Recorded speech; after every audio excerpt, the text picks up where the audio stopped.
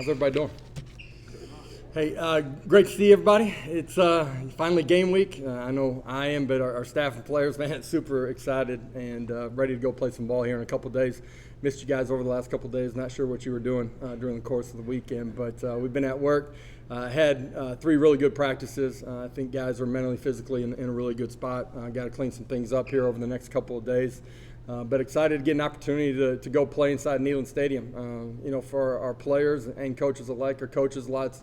For most of them, first opportunity to run through the tee and play inside a Neyland experience ball walk. I know I'm unbelievably excited about those opportunities and traditions, get a chance to live them out in game. I know for our players, too, an opportunity that we're back to a normal capacity inside Neyland Stadium and a real atmosphere inside of that. And they're excited. We're excited about going out and showing the work that we've put into the last 7.5, 8 months and being ready to go play some football. And I mentioned, at the beginning of training camp that we thought we'd have a starting quarterback by game week. Joe Milton will be our starting quarterback. Talked to those guys earlier about that. Not naming a backup, believe in what those guys are ready to do, given the opportunity. They've continued to grow and compete, all 3 of them together. Joe's had an opportunity to take a bunch of the reps with the ones here as of late and has continued to develop, but believe in the other 2 guys as well. And they've handled the meeting room, handled the practices the right way. Excited about that room as a collective group. So with that, we'll open it up for some questions. Questions, we'll start in the back with Rick and Kellyanne. Get the mic to you. Hey, Coach. Back here, how you doing? Yeah, great. So career-wise, Coach, you've certainly been around the block a couple times, but I'm curious, what are the butterflies this week for you as you head into your first game as head coach and really the beginning of a new era for Tennessee football? Yeah, it's the first time for us as a program we get to go play and compete together. We've experienced a lot of things on the practice field, outside of it, team building, some types of adversity that you try to create. But this is the first time opportunity we get to go do it in a live situation and find out who we are. It's that point in your training camp, in your build-up, in your program where it's time to go hit somebody with another color and find out, make some mistakes, make a bunch of plays, have fun competing together. How are we going to handle adversity? How are we going to communicate on game day? All those things. I think we're in a really good spot. I love the group that we're working with right now. I think they're bought into trying to do it the right way. I think every year is a different journey. This is week 1 of this journey, this season for us.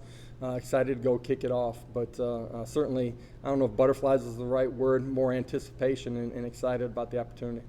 Hey, Coach Heupel, Kellyanne Fitz with WATE-TV. What was the deciding factor that set Joe Milton apart from Harrison Bailey and Henning Hooker as a starting quarterback? I don't think there's just one thing. First of all, I truly mean this, and sometimes coaches get up and just say it, but I really do love that group, man. They've continued to grow. They push each other. They're really positive with each other. Our team and our offensive group sees and feels that energy. All 3 of them have a positive effect on the offensive group and the team as a whole. They've handled that throughout this entire process, which is really difficult to do. I really believe that all 3 of them have an opportunity to go play at a really high level given the opportunity. At the end of the day, felt like Joe, just his grasp of our offense in a short amount of time, the growth during the middle portion of training camp, his acceleration in what we're doing, some physical attributes, decision making, led us to put the ball in his hands here this first ball game. Trade in Austin. Hey, Josh, going into it right now, are you game planning to play 2 quarterbacks in the opener, or is this something where you just, Joe, let it go, rip it? Every game unfolds in a different situation. Told those guys, and I've said it here before, and it's true. It plays out this way. The strength of one position can never be one guy. All of them got to prepare like a starter. Anticipate Joe getting handed the ball first and playing his butt off in a really good way.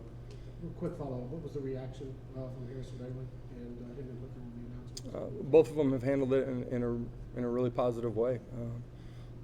I know that they know that we believe in them, and I think that's a big part of being able to handle that information. They've continued to get opportunities to grow and practice, and they will believe in who they are and what they do and their future here. Coach, you talk about being ready to hit somebody else. What were you like as a player in that, as training camp kind of rolled on, you get to that point for yourself? And then, do you take anything, being a former player at that level, in how you structure, this team, getting them ready, balancing that we got to get ready, but we also don't want to continue just to grind on ourselves? Well, absolutely. I think you want to look at what your finished product or your end product on game day, how you want to play. You want to be the freshest, fastest, most excited, most physical football team on the field. How do you rewind that? You got to take care of them in a way where they are physically able to go compete at that level and play fast and physical. But you have to continue to sharpen yourself as you go through the season. That's true during the course of training camp. From this game week to what we do, which is pretty much systematic each week. As you go deeper into the season, we pull back a little bit on the number of reps. To how we go through training camp, I think there's a science out there that we try to understand from our strength and conditioning staff to get them to be their best. We understand on the football side of it what we need to do to get them there. I think our kids feel really good about where they're at mentally, physically, and emotionally to go play their best football here on Thursday night. David and Adam over here to the right. Josh, when did you sort of have the realization that Joe was going to be your guy, and sort of what was the tipping point there? He's practiced with the one group here for probably the last 7 to 10 days, somewhere in that. I think we came out of a second scrimmage and felt like he had taken some positive steps in a shorter amount of time as far as time on task. Some of the other guys being here through spring continued to break up those reps pretty much evenly. Joe got a majority with the first team offense there for the last part of training camp and here into this game week. Adam Sparks, Knox News. Josh, in your offense, do you expect the quarterback to make a lot of difference making plays or just run the offense? What's the balance of those two roles? First of all, being a sound decision maker, right, and getting it into playmakers' hands is extremely important. There's a lot more on them in the tempo that we play with as far as protections, run checks, and pass to run or run to pass checks. There's a lot on their plate that they got to be able to process extremely quickly. That position is about extending and making plays, and that sometimes that's turning a negative into a zero, not just a big play that shows up on a stat sheet that everybody in the stadium can see too. All three of those guys have shown that ability. Joe certainly has the ability to do that with his feet, escaping some quarterback run game that Hendon can provide and Harrison can at times as well. But his ability to extend plays and broken plays turn into big plays is a part of who we have to be too. Karthik in the back left. Hey, Coach, we spoke to Peyton Manning last week, and he said he spoke to Joe Milton just kind of about the offense moving forward. Did Milton share any of that conversation with you about what those two spoke about? He did not, no. I think Peyton's spoken with most of the guys that have been on campus here at some point during his previous stop in early part of summer too. Back to Rick. Coach, two things. One, what can you tell us about Bowling Green? And two, how much pride do you take in the teaching aspect of coaching? Coaching is teaching. It's just another word for it. From what you do in the classroom to what you do in life to your experiences on the football field, that's simply what it is. Great coaches take a lot of great pride in being teachers, right? If you go out on a practice field and you just hear a bunch of yelling and screaming, what's really inside of that message, right? The guys inside of our locker room are prideful. They want to play at a high level. They want to do it right. That's been shown time and time again. If they're not hearing your message right, I think you got to look at how are you describing that message to them and making sure that you frame it in the right way where they can accept it, understand it, and then go do it. But in this game, it's important to speak from passion, not emotion. And I think that's something that we talk about as a coaching staff quite a bit. Jimmy, then Wes. Josh, how comfortable are you with your defense going into your opener? Excited about that group. You guys have heard me talk about it. When we finished up spring, that was a really thin unit. Hit hard by the transfer portal. in respects or in timing, a lot of it before I had even gotten here. Adding the transfers that we added, experience in some for a portion of them, some youth, guys that have multiple years here as well, depth, experience, right culture pieces as well. I think that was a huge part of the hit, or being able to hit on those guys in May that has helped our defense. But the other part of it is just the way our kids that have been here since January, February have really grown inside of each of their position rooms. I look at the linebacker group. It's a completely different meeting room than it was when we were here in spring ball. And some of the guys that came back from injury, but just their growth as individuals, human beings, and then an understanding of what we're doing. Adding some young pieces in the secondary with a couple of transfers as well. And then the depth at the defensive line position. There's great competition. You have to strain every single day. Every rep counts. There's pressure on you to go perform at a really high level. We got great coaches on that side of the ball. They're very cohesive. There's a great understanding of what we're doing defensively. Excited to go watch these guys play on Thursday night. I really am. They, through training camp, we always pull clips every night when we go into our team meeting of guys playing with great effort and strain. We use the word attack inside of our team meeting room, and that group, there's orange jerseys flying around every single day. It's been fun to watch. Josh, you spoke earlier about maybe finding that balance between guys making right decisions at quarterback versus making some big plays and generating some of those things. How much has that maybe changed in an era where football games have gone from 20, 25 points to a lot of 40-point games? It just seems like it's a different game these days. Certainly the game's being played differently than it was 15 years ago, 10 years ago. Part of that's just guys spreading the field and putting people in more one-on-one situations in space. You make one guy miss, it turns into a much bigger play than if you're just playing inside the box in 22 or 12 personnel. The quarterback position, the decision-making is a must, right? And guys that make consistent bad decisions are ultimately going to get you beat. So, yes, you got to be a great decision maker. Yes, we want you to extend and make some big plays too, but those plays present themselves. The first thing is learning how not to get you beat, and that doesn't mean you pull the reins back on kids, but learning and giving them opportunities to grow in how to extend and make plays inside of the play. The quarterback position, the biggest part of it's being a distributor of the ball. You got to be a great decision maker. I mentioned in the run game, in the pass game, and you got to put the ball in the right player's hands at the right time. Stay here on the right.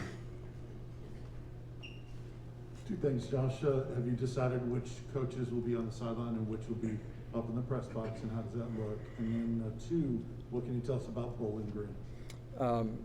Coaches up in the press box. There's guys all over the place. The biggest thing is our coordinators will be up on the offense and defense side of the ball. Offensively, Joey Halsley will be up as well. As far as full-time guys, defensively, most of our full-time guys will be down. Excuse me, on the sideline.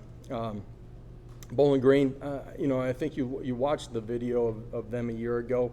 It's a program that got a late start. There was some time off for them, getting them back, in the middle portion of the season. Only got a 5-game schedule out of it. I think athletically you'll see a different group this year than what you saw from them. Just time on task, strength and conditioning, being in better shape, being able to play harder for longer. Offensively for them, they're heavy 12 personnel, have some athletic tight ends that they're able to create matchups with in the pass game. You got to do a great job of being gapped out and handling the misdirection, the counter plays. You got to be able to fit things extremely well, and then we got to play up the field and create some distortion and play on the other side of the line of scrimmage with our front as well. But you got to handle the play action pass too. Offensively, multiple in their fronts, 4 down, 3 down, mirage of coverages on the back end of it. I've had a couple of transfers that I assume are going to play for them, and one in the secondary, one on the edge, that are solid football players too. And so new coordinator, right? He was there a year ago as their corners coach, I believe, but he'll go back to calling. He's called it previously at other stops. Be interesting to see just the how different they are on that side of the football, and then got to be able to adjust. Big part of early football games too, and you guys have seen it with a couple games that have been played, is just special teams and penalties here early in the season, and we got to play penalty free, and then special teams got to do a great job of playing with great technique and understand their assignment.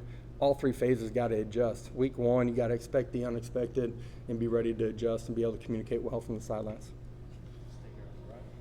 Coach Allen, I start with the Associated Press.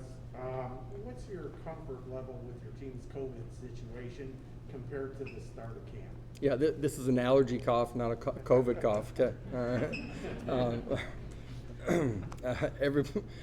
I feel good about what we're doing. Our vaccination rate has continued to climb. We're above 80% at this point. Our kids have been really good inside of the building. Obviously, what we've had to do protocol-wise has changed here during the course of training camp. Masks required now in all of our meeting rooms. Kids have accepted it and done a really good job with it. Back to the left with Ben. Just with fall camp now in the books, do you feel like you have a good grasp of what you think is going to show up on the field on Thursday, or are there still some things that you kind of want to learn about your team, or some things you'll be looking forward to learning about your team? I like a lot of things that we see on the practice field. As a coach, you're never completely satisfied. Good football teams continue to grow every single week. And someone asked a question earlier about, managing the practice load that you put on your players versus having them prepared for game day, physically healthy. Like, you got to balance those two things, but you got to do good on good during the course of the week to continue to sharpen yourself. And we do that when we're in our helmet and shoulder pad practices during the course of the week. We're at the point now, though, where you got to go out and play, and it ain't gonna be perfect. This is not a game of perfection at any position for 60 minutes. How we handle those adverse situations will be a huge part of how our season unfolds. We've talked a lot about that with our team. You try to create adverse situations and teaching moments to be able to talk about those things. But it's time for us to go play, and we're going to see how we handle it on Thursday night. Trey. Josh, when you look at the linebacker group, Jeremy Banks, Juwan Mitchell, those two guys right there, have they taken a step in the last 2 to 3 weeks, being those leaders that you're going to need on the field, especially getting the signals in, getting the guys lined up? How would you assess that linebacker group, especially those two? The group as a whole has continued to grow. Those two guys have grown a bunch. Jeremy obviously not having any time on the field with our coaching staff, being banged up, coming back off of surgery during the spring. Juwan being new in June, getting in here, having to learn a defense. Obviously, all of his experiences in the different defenses that he played translate over, but the verbiage, terminology is different. Getting synchronized in that's really important. Both of those players in particular play extremely hard. Right? I mean, their speed, their athleticism shows up, their effort, their strain shows up. The rest of that group does as well, not to discount the other guys that are in that. I think you'll see multiple guys play at that position. Those two guys are going to play a lot of football and play at a really high level for us. We'll close with Austin. Coach, how would you describe the health of this team? Obviously, some bumps and bruises through fall camp, but you feel like you're pretty healthy heading into really are at this point. Really feel like, really pretty much everybody's going to be available.